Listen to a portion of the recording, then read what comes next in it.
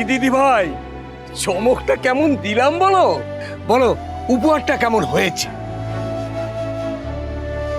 আসলে আমাদের এলাকার পরিচয় গড়ে উঠেছিল এই হরগৌরী পায়েস হোটেলের হাত ধরে। আর সেই হরগৌরী পায়েস হোটেলের প্রাণ ছিল আমাদের সবার প্রিয় শঙ্করদা।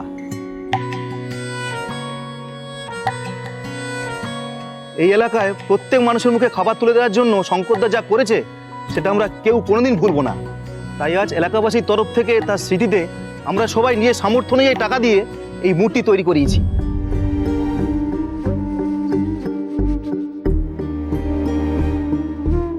হ্যাঁ, একদম ঠিক কথা বলেছো। শোনো মা, তুমি হয়তো জানো না, কিন্তু আমরা জানি এই শঙ্কর ঘোষ তার পায়েস হোটেলে বিনে পয়সায় দিনের পর দিন দুস্থ গরিব মানুষদের কত খাইয়েছে জানো?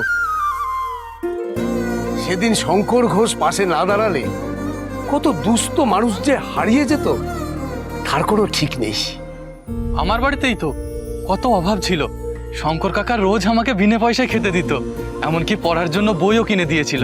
তাই তো আমি পড়াশোনা করে আজ একটা ভালো চাকরি পেয়েছি। তবে শঙ্কর কাকা নেই, কিন্তু ওনার জন্য এতটুকু করতে পেরে আমরা আমরা সবাই খুব খুব খুশি। সত্যি, আর যদি শঙ্কর থাকতো না, ওর মেয়ের এই গুণ দেখে কি খুশি নাই হতো বলো?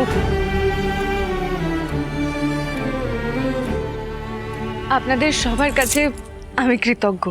আমি আপনাদের সকলের ভালোবাসার, শ্রদ্ধার শঙ্কর ঘোষের মেয়ে হয়ে কথা দিচ্ছি। আমার বাবা যেমন হরগৌরী পাইস হোটেলে মানুষের সেবা করত, আমিও তেমনই মানুষের সেবা করব। আপনারা সবাই আমাকে আশীর্বাদ করবেন, আমিও যেন আমার বাবার মতো কাজ করতে পারি। নিশ্চয়ই নিশ্চয়ই মা, নিশ্চয়ই। এলাকার প্রতিটি মানুষ তোমাকে অন্তর থেকে আশীর্বাদ করছে মা।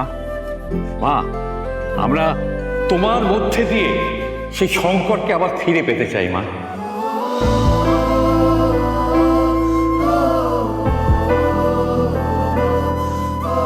কিন্তু একজনের সঙ্গে আলাপ না করার তো আমাদের বড় পাপ হবে। এই যে আমাদের পাড়ার হারু কাকা, হারু কাকা নিজের হাতে এই মূর্তিটা বানিয়েছে।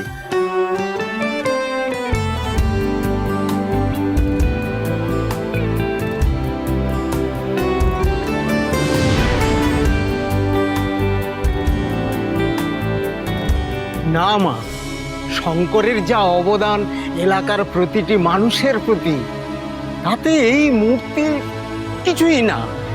তবে কি জানো মা, শঙ্করের এই মূর্তি বানাতে পেরে আমার খুব ভালো লেগেছে।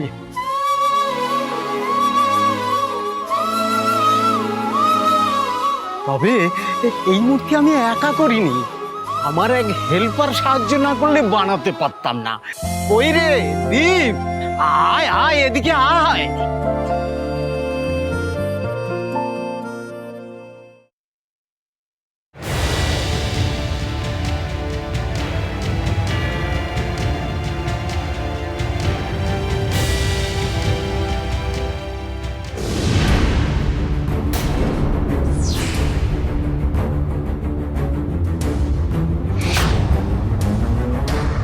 এটা তুমি বানিয়েছো? হ্যাঁ, তুমি নেবে? না না, শঙ্কর ঘোষ আর ঐশানী ঘোষের মেয়ে তুমি গৌরী, তোমার কোনো দোষ নেই, তবু তোমাকে আজকে মরতে হবে।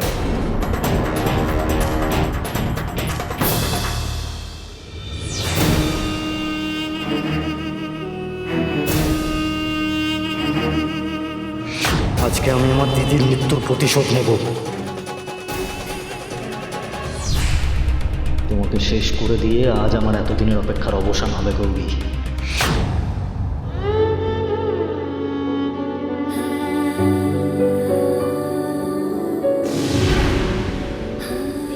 এই ছেলেটা আমাকে সাহায্য করেছে, ওর হাতের কাজও অসামান্য। হারু কাকা, কই তুমি যে মালাটা এনেছো, মালাটা দাও। গৌরী তার বাবার গলায় মালাটা পরিয়ে দিক। দীপ,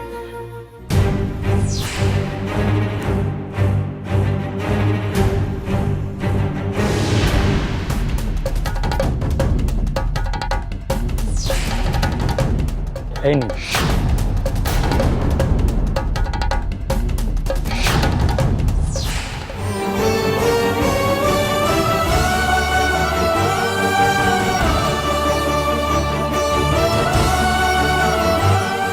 আমার বাবা বেস্ট বাবা।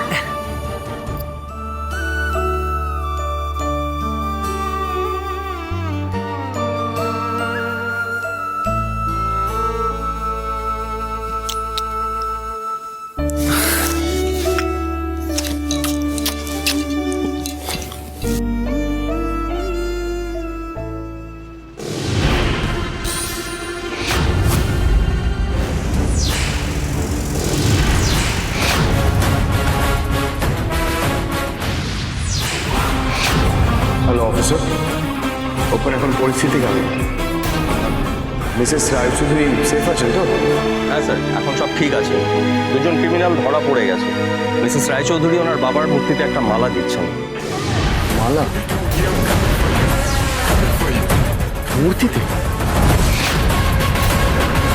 সিচুয়েশন এত ভালো হয়ে গেল হঠাৎ করে? যারা দুবার করে ঘোষ ফ্যামিলি লোককে আক্রমণ করলো তারা কি এত সহজে ছেড়ে দেবে? অফিসার, অফিসার আপনি এক্ষুনি অনুষ্ঠানটা থামান। এক্ষুনি মূর্তিতে মালা দিতে বারণ করুন। আমি যাওয়ার পর যেন সবটা হয়। আপনি এক্ষুনি ওদেরকে আটকান। হ্যালো হ্যালো, হ্যাঁ স্যার, স্যার কি বলছেন কিচ্ছু শুনতে পাচ্ছি না। দ্রোহ, এই হরগৌরী পাইস হোটেল ছিল আমাদের শঙ্কর আর সৌশালীর স্বপ্ন।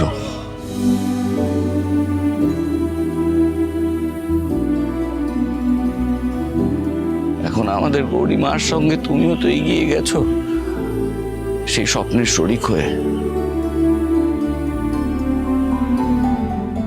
যাও, তুমি যাও ওর সঙ্গে যাও।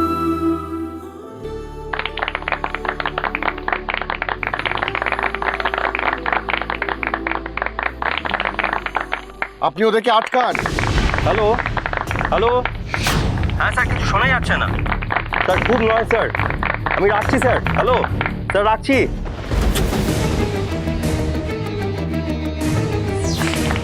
হ্যালো আলফা, হ্যালো আলফা, আমার শোনা যাচ্ছে? কখনো আলোর মিছিলে দেখেছি তুমিও ছিলে, হঠাৎ এলে এ আড়ালে, বুঝি কতটা কঠিন। দাও গৌরী দাও, তোমার বাবা শঙ্কর ঘোষের গলায় মালাটা পরিয়ে দাও। আমিও চাই তুমি তাড়াতাড়ি মালাটা পরাও। আর তখনই আমি যে এখনো বলতে পারিনি গৌরী, তোমার বাবা আর মা শঙ্কর ঘোষ আর ঐশানী ঘোষের জন্য আমার দিদি মারা গেছিল।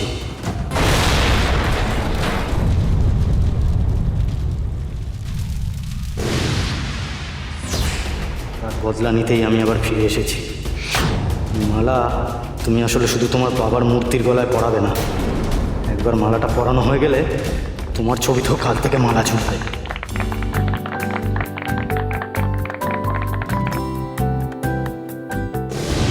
মূর্তিতে যেন এখন মালা না পরানো হয়। আমি না যাওয়া পর্যন্ত যেন কোনো ইভেন্টে কিছু না হয়।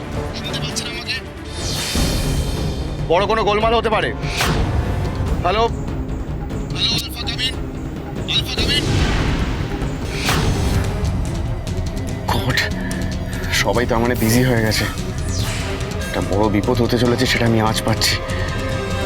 ড্রাইভার তাড়াতাড়ি গাড়ি চালাও।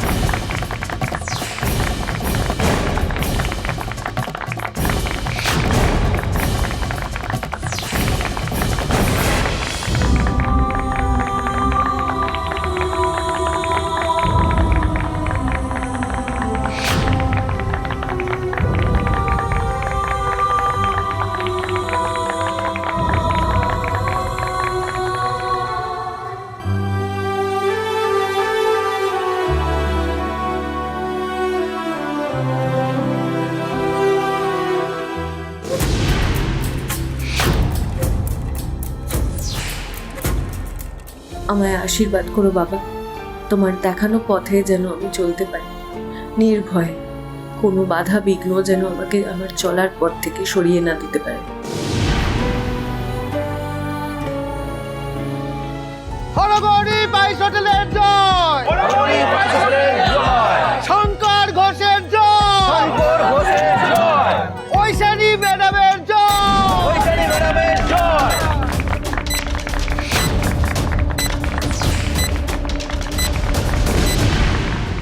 কিসের একটা আওয়াজ শুনলাম, মূর্তিটার ভেতর থেকে আসছে মনে হলো।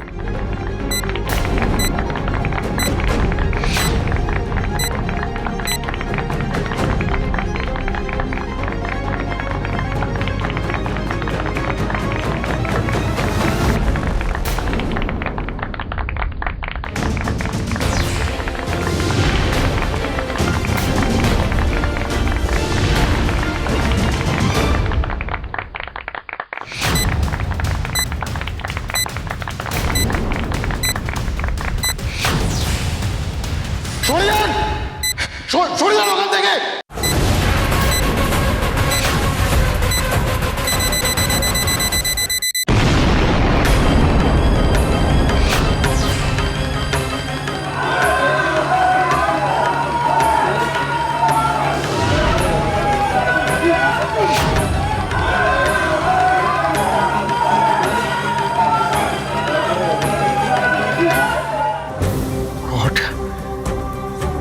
পারলাম না বাঁচাতে, কিছু এইভাবে শেষ হয়ে যাবে।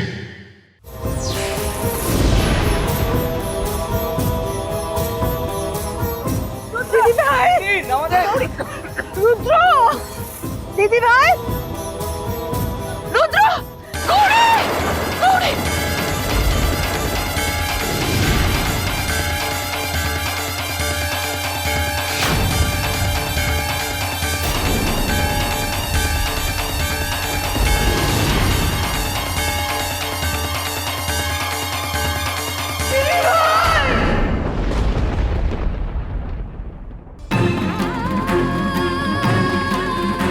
আরে আমাদের যেতে দিন দিদি ভাই,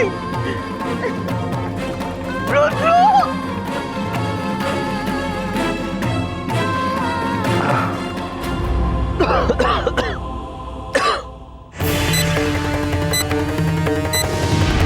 গৌরী,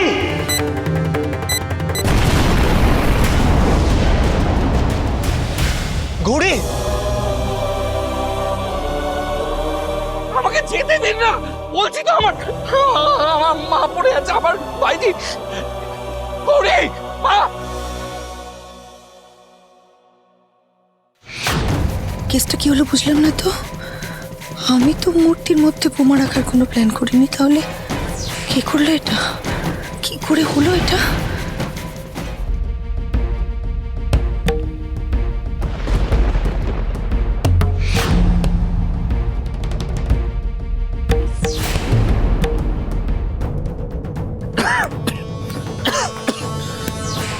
অফিসার আরজু।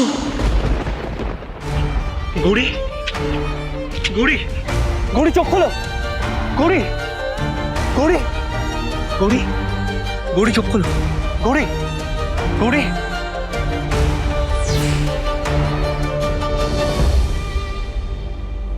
তাড়াতাড়ি জায়গাটা ফাঁকা করো, তাহলে এভিডেন্স গুলো সব নষ্ট হয়ে যাবে। এই তাড়াতাড়ি টেপটা নিয়ে সেই টেপিং করে দাও। গৌরী চোখ খোলো। চোখ খোল দিদি গৌরী ভাই, যাও দিকে। চোখ খোল। টাকা দিদি ভাই, পারিস না এটা আমাদের সঙ্গে করতে দিদি ভাই। গৌরী, গৌরী, এতগুলো বছর ধরে তোকে খুঁজে চলেছি, এত বছর ধরে খুঁজতে খুঁজতে তোকে পেয়েছি দিদি ভাই। দিদি ভাই, তোর মহেশমতিকে ছেড়ে দিয়ে যেতে পারিস না দিদি ভাই।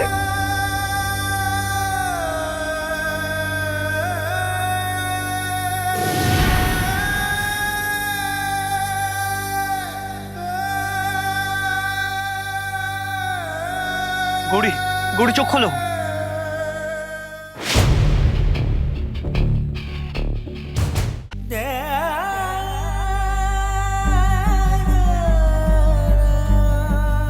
অফিসার অফিসার ওর পালস আছে, ওকে এক্ষুনি হসপিটালে নিয়ে যেতে হবে। আপনি প্লিজ একটু ব্যবস্থা করুন।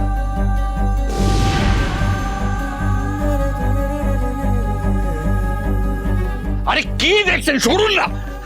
রুদ্র জল নাও, আগে আগে আগে ওর চোখে মুখে দিয়ে ওর জ্ঞান ফেরাও। গৌরী গৌরী গৌরী গৌরী চোখ খোলো গৌরী গৌরী গৌরী গৌরী গৌরী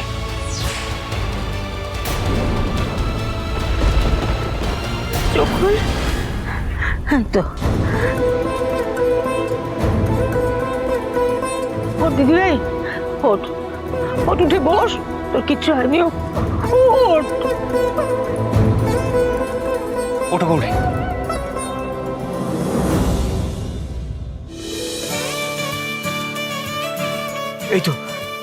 এই তো গৌরী চোখ খুলেছে। আমরা সবাই ভয় পেয়ে গেছিলাম।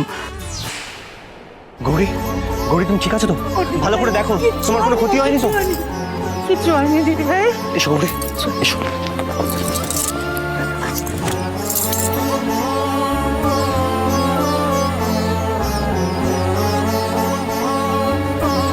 গৌরী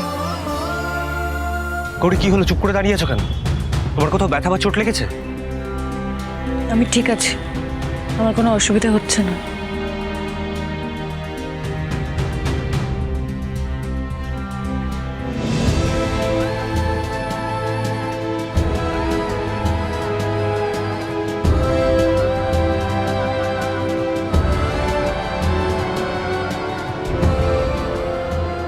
বাবা,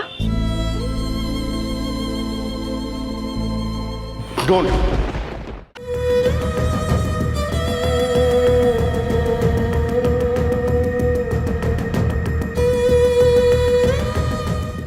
ওইগুলো আমাদেরকে ফরেন্সিকে পাঠাতে হবে। আপনি প্লিজ ওর হাত দেবেন না।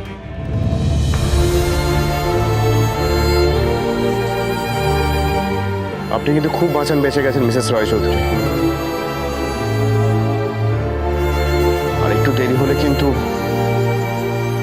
না না, ভুলে যাবেন না, এই এলাকার ঘোষবাড়ি মেয়ে হচ্ছে আমাদের গৌরী। এত সহজে গৌরীকে হারিয়ে দেওয়া যাবে না। গৌরী, আপনি চিন্তা করবেন না, আমরা সবাই আপনার পাশে আছি। এই কাজ যে করেছে তাকে ঠিক ধরবো। অফিসার, এত বড়টা কাণ্ড ঘটে গেল, আপনাদের কাছে কোনো খবর ছিল না? না স্যার, আমরা প্রথমে কিছুই বুঝতে পারিনি। প্রথম থেকে তো সব ঠিকঠাকই চলছিল। ইনফ্যাক্ট গৌরীদেবের মাথায় যারা লাইট ফেলেছিল আমরা অলরেডি ওদেরকে অ্যারেস্ট করেছি। ওদেরকে এক্ষুনি এখানে আনুন, ওরাই জানবে কি হয়েছে। Okay sir.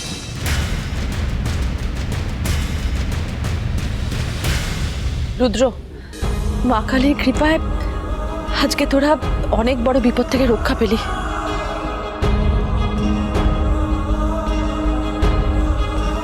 এবার বাড়ি চল দাদু ভাই। না ঠাম্মি,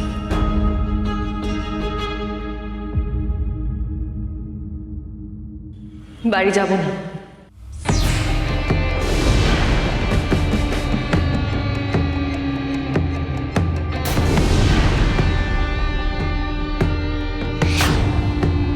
আমার বাবার মূর্তিটা কারা এভাবে ধ্বংস করলো, কে এটা করলো, আমাকে সেটা জানতেই হবে। কেন তারা আমার বাবার মূর্তিটা এভাবে ধ্বংস করলো আমাকে জানতেই হবে ঠাম্মি।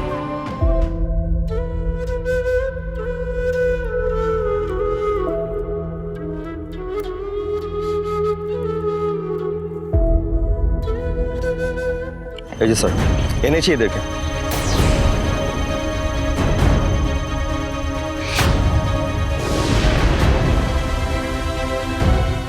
রে, আবার ওই দুটোকে এনেছি এখানে।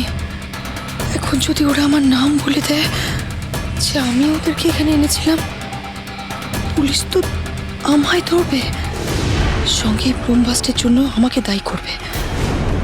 কিন্তু আমি তো এই বোমার ব্যাপারে কিচ্ছু জানি না।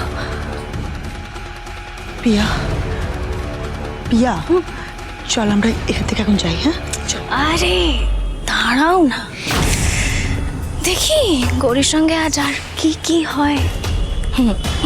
আজ একটার পর একটা যা ঘটনা ঘটছে, তাতে তো আমার মনে হয় যমদূত নিজে আজকে গৌরীর সামনে এসে দাঁড়িয়ে আছে। দাঁড়াও দাঁড়াও। ওফ, আচ্ছা আদা গঙ্গারাম মেয়ে তো এটা বুঝেও না আমি এখান থেকে কেন সরে যেতে বলছি। ওকে বোঝাই বা কি করে, ও তো কিছু জানেও না। বিশ্বাস করুন স্যার, এই বোম ব্লাস্টের ব্যাপারে আমরা কিচ্ছু জানি না স্যার, আমরা নির্দোষ স্যার। তোরা যে কতটা ভালো মানুষ সেটা পুরো পাড়ার লোকেরা দেখেছে। আর তোরা যদি কিছুই না জানিস তাহলে গৌরদেবীর মাথায় লাইট ফেলতে গেছিলিস কেন? কে তোদেরকে পাঠিয়েছে?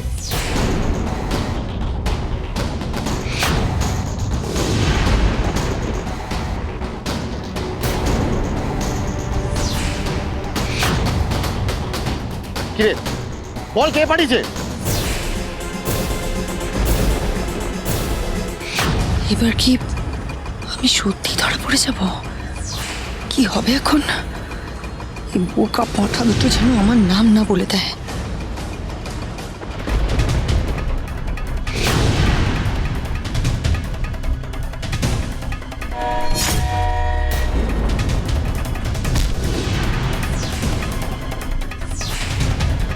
আমি ওদের চিনি স্যার, এরা কয়েকদিন আগে ট্রেনে আমাদের উপর হামলা করেছিল।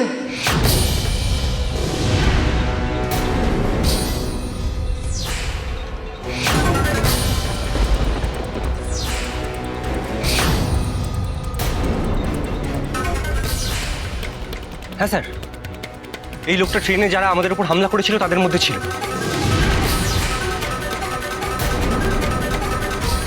আর এই লোকটাকে ওদের বসের ডেরাতে আমি দেখেছিলাম, আমাকে আটকে রেখেছিল।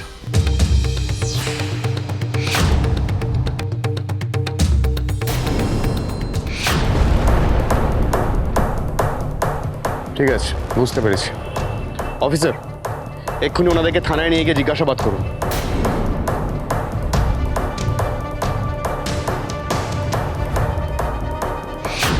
যাক বাবা, অন্তত আমার নামটা বলেনি, বাঁচলাম।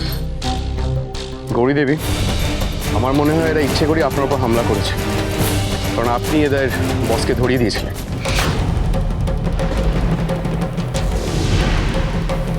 অবশ্য ওদেরকে জিজ্ঞাসা করলেই সব জানা যাবে, আর মেন লোককে খুঁজে বার করা সেটা আমাদের দায়িত্ব। আপনারা নিশ্চিন্তে থাকুন, ওরা উপযুক্ত শাস্তি পাবে। আপনারা এখন বাড়ি যান। দাঁড়ান স্যার,